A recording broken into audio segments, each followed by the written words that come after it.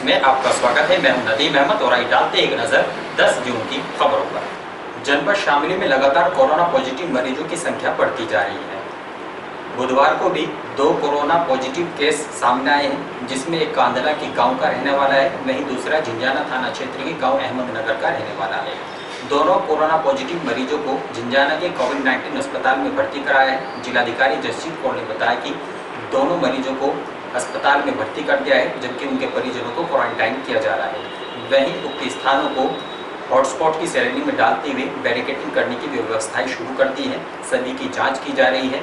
आसपास रहने वाले और उनके संपर्क में आने वाले लोगों की भी जांच की जाएगी। शामली जनपद में कुछ कोरोना की रिपोर्ट्स प्राप्त हुई हैं, जिसके आधार पर ये पता चला है कि हमारे यहाँ पे 2 नए कोरोना के केस आए हैं। एक व्यक्ति मुंबई में नौकरी करता था और वो यहाँ ट्रेन से आया था। वो हमारे यहाँ माजरा एरिया जो कांदला में है वहाँ का निवासी है। उसका सैंपल लिया गया है, वो पॉजिटिव हो गया है। इसके अलावा दूसरा व्यक्ति जो हमारा है वो अहमदगढ़ का टेम्पू चालक है और वो भी बाहर से हरिद्वार से उत्तराखंड से आया है और शामली में अभी रह रहा है। दोनों के कोविड अस्पताल में शिफ्ट करने की कार्रवाई प्रारंभ कर दी गई है और उनकी कॉन्टैक्ट ट्रेसिंग को भी शुरुआत कर दी गई है। तो कुल मिला के हमारे जनपद में 8 से बढ़ के 10 एक्टिव केस हो गए हैं और 44 केस अब तक के टोटल। बाबरी में 1 साल से वांछित चल रहे हत्या के प्रयास के आरोपी के घर पर बाबरी पुलिस द्वारा नोटिस चस्पा किया गया। बताते चले कि गत वर्ष पुलिस चेकिंग के दौरान थाना भवन पुलिस पर फायरिंग करते हुए 3 बदमाशों सोनू, रविंद्र तथा संदीप पुत्र जनार्दन निवासी खानपुर जटान थाना झिंझाना शामली ने भागने का प्रयास किया था। पुलिस ने मुठभेड़ के दौरान सोनू व रविंद्र को गिरफ्तार कर जेल भेज दिया था तथा संदीप पुत्र जनार्दन मौका पाकर फरार हो गया था, जिसकी पुलिस को तलाश है। उक्त आरोपी के खिलाफ सीजेएम कैराना के आदेशानुसार चेतावनी कुर्की वारंट जारी किए गए थे, जिसके बाद भी आरोपी कोर्ट में हाजिर नहीं हुआ। न्यायालय द्वारा आरोपी संदीप पुत्र जनार्दन के खिलाफ कुर्की वारंट भेजकर पुलिस द्वारा आरोपी के घर पर चस्पा कर दिए गए हैं। आरोपी जारी तिथि तक कोर्ट में पेश नहीं हुआ तो आरोपी के घर की कुर्की की जाएगी। बाबरी क्षेत्र के गांव खानपुर निवासी युवक पंकज पुत्र रामफल दिल्ली में रहकर अपना कार्य करता है। 1 सप्ताह पूर्व उक्त युवक दिल्ली से अपने घर आ रहा था। कस्बा बनत के समीप युवक की बाइक फिसलने के कारण जबड़े में गंभीर चोट आई। परिजन युवक को शामली के निजी चिकित्सालय ले गए, जहां पर डॉक्टरों द्वारा युवक को दिल्ली के लिए रेफर कर दिया गया था। दिल्ली पहुंचने के पश्चात सरकार की गाइडलाइन के अनुसार युवक के टेस्ट कराए गए, जिसकी रिपोर्ट कोरोना पॉजिटिव आ जाने के पर युवक को मेरठ के सुभारती मेडिकल कॉलेज में भर्ती कराया गया है, जिसके चलते बुधवार को शामली स्वास्थ्य विभाग की टीम ने गांव खानपुर में युवक के परिजनों के सैंपल लिए तथा कुल 9 व्यक्तियों को होम क्वारंटाइन करने के लिए कहा गया है। बुधवार को गढ़ीपुख्ता क्षेत्र के एक गांव से स्वास्थ्य विभाग की टीम को जानकारी दी गई कि गांव में कुछ प्रवासी मजदूर जो महाराष्ट्र में परिवार सहित काम करने के लिए गए थे, वे महाराष्ट्र से आ गए हैं, जिन्हें 2 दिन हो गए हैं और वे अपने घरों से बाहर नहीं निकले हैं। जानकारी मिलते ही स्वास्थ्य विभाग की टीम गांव में पहुंची, जहां गांव की आशा नीलम चौधरी ने स्वास्थ्य विभाग की टीम को जानकारी दी कि ये लोग महाराष्ट्र में मजदूरी का कार्य करते थे। यह परिवार सहित वहां पर रहते थे। लॉकडाउन लगने की वजह से ये सब वहीं पर फंस गए थे। लॉकडाउन हटने के बाद ही ये सभी घर पर वापस आए हैं, जिनमें 2 महिलाएं, 3 पुरुष व 1 बच्ची है। स्वास्थ्य विभाग की टीम उनके घर गई व सभी का कोरोना टेस्ट लिया। स्वास्थ्य विभाग की टीम ने बाहर से आए प्रवासी मजदूरों को हिदायत देते हुए कहा कि जब तक आपकी टेस्ट रिपोर्ट नहीं आ जाती तब तक आप घरों से बाहर नहीं निकलें, न ही किसी से मिलेंगे। वहीं गांव वालों को जानकारी दी गई कि अगर आपके यहाँ कोई भी बाहर से श्रमिक या अन्य कोई आता है तो उसके बारे में तुरंत स्वास्थ्य विभाग के अधिकारियों को इस बात की सूचना दें। अगर आप समय रहते इस बात की जानकारी हमें नहीं देंगे तो यह वायरस बहुत तेजी से फैल सकता है, जो हमारे लिए नुकसानदायक साबित होगा। इसलिए अगर कोई भी बाहर से आए तो तुरंत इस बात की जानकारी स्वास्थ्य विभाग के कर्मचारियों व अधिकारियों को दें। उज्ज्वला गैस योजना के अंतर्गत केंद्र सरकार द्वारा निर्धन परिवारों के लिए निःशुल्क गैस कनेक्शन व सिलेंडर दिए गए हैं, लेकिन गैस एजेंसियों द्वारा उसमें भारी धांधलीबाजी की गई है। ऐसा ही एक मामला ऊन के इंडियन गैस एजेंसी का उजागर हुआ है, जिसमें पात्रों को न तो कनेक्शन मिले और न ही गैस सिलेंडर मिला, जबकि सब्सिडी पात्रों के खाते में आ गई है। जिसके बाद पात्रों ने उप जिलाधिकारी से शिकायत कर कार्रवाई की मांग की है। गांव गागौर निवासी अंगूरी देवी पत्नी धीर सिंह द्वारा सूची में नाम आने के बाद गैस एजेंसी पर कागजात भी जमा कराए। इसके अलावा रूमा पत्नी मुकेश गांव मछरौली द्वारा भी गैस एजेंसी पर कागजात जमा किए गए थे, लेकिन उन्हें आज तक न तो सामान और न ही गैस सिलेंडर मिल पाया है, जबकि उनके खाते में गैस सब्सिडी लगातार आ रही है।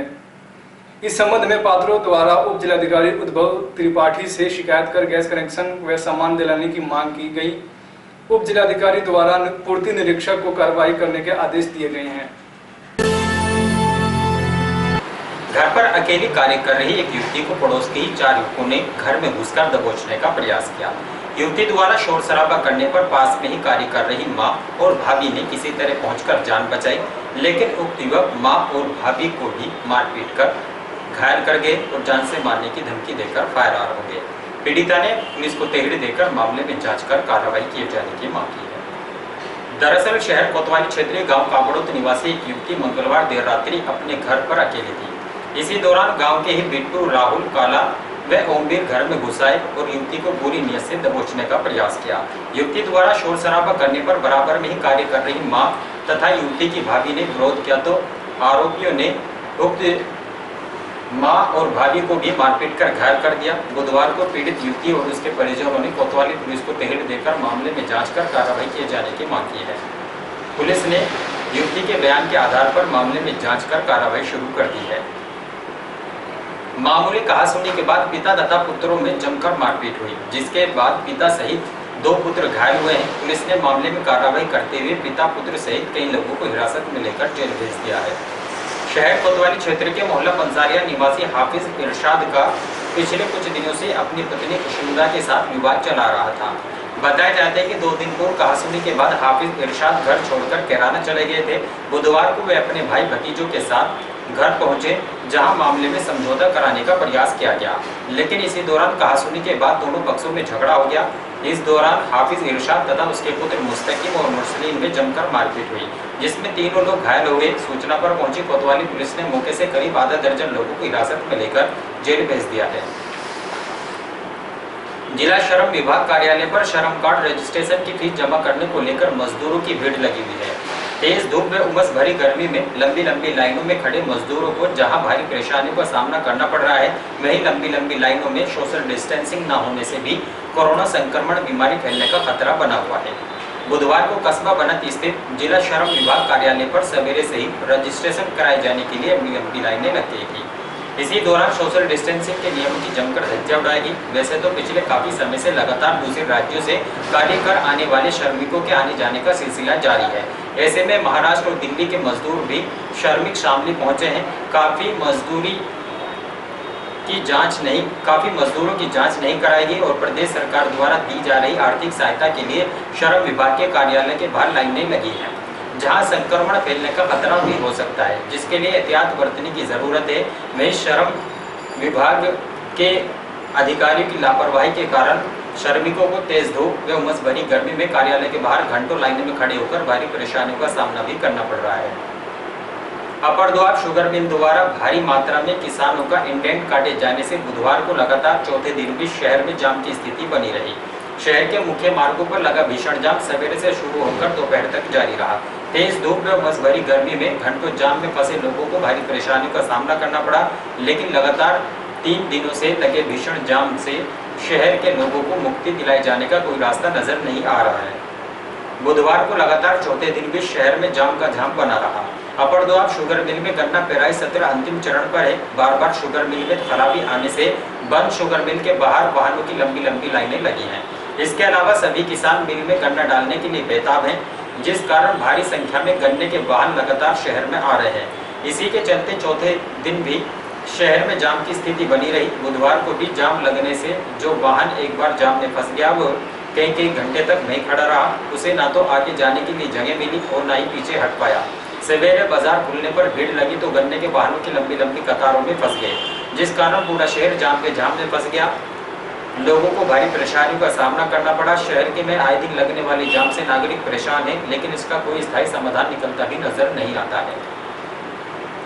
जमीयत उलमा हिंद के पदाधिकारियों ने पुलिस प्रशासन द्वारा लॉकडाउन में किए गए सराहनीय कार्य को लेकर जिलाधिकारी को सम्मान चिन्ह देकर सम्मानित किया है। गुरुवार को जमीयत उलमा हिंद के जिला सदर मौलाना साजिद कासिमी ने जिलाधिकारी जसजीत कौर को सम्मान चिन्ह दिया। इस दौरान उन्होंने कहा कि पुलिस प्रशासन के सहयोग से लॉकडाउन के दौरान मस्जिदों में रहने वाले जमाती और तबलीगी जमात के लोगों को किसी प्रकार की परेशानी नहीं हुई। उन्होंने कहा कि मुल्क में जितनी भी तबलीगी जमात के लोग हैं उनको ईद उल फितर से पहले पुलिस प्रशासन के सहयोग से अपने अपने गृह जनपद भेज दिया गया था। उन्होंने कहा कि जिले में बाहर मुल्क से आए तबलीगी जमात के अन्य साथी जिला कारागार में बंद हैं, उनके ऊपर ऐसी धाराएं दर्ज हैं जिनकी वजह से उनको जमानत नहीं मिल पा रही है। उन्होंने कहा कि अभी पिछले दिनों में इस महामारी को दृष्टिगत रखते हुए सभी धाराएं हटा दी गई हैं, जिस कारण उनको जमानत मिल पाई। उन्होंने जिले के कारागार में बंद कुछ ऐसे जमातियों पर लगाई गई धारा को हटाए जाने की मांग की ताकि उनको जमानत मिल सके और वे अपने घर वापस लौट सके। इस अवसर पर मौलाना अयूब और राशिद अली एडवोकेट आदि मौजूद रहे हैं। और इन्हीं खबरों के साथ समाचार बुलेटिन यही समाप्त है। दीजिए इजाजत, नमस्कार।